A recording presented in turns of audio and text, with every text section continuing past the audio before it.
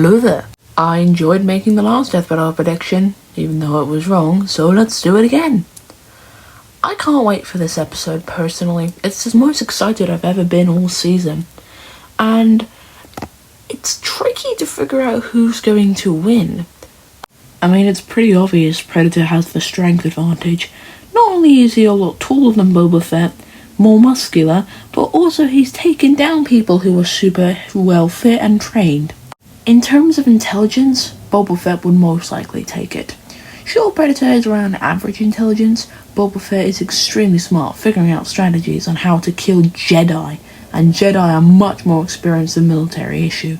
Speaking of training, while yes, Predator is very skilled, Boba Fett has literally had experience for decades. Since he was a child, he's been training and fighting people like Mace Windu.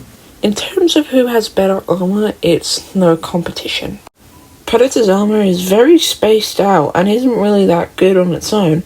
The only thing I've ever seen it block, and it didn't do it very well, was bullets.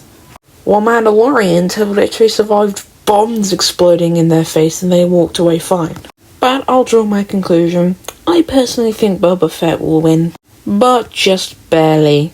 A lot of the weapons the Predator has, Boba Fett can easily counter, like his spinning disc that I've heard cut through buildings, while Boba has an anti-vehicle rocket which he can use to counter it. Also, Predator's cloaking device is completely useless, as Boba Fett has a radar. Remember, the Predator's cloaking device does not make him intangible. He has been hit with bullets when he was in the cloaking device.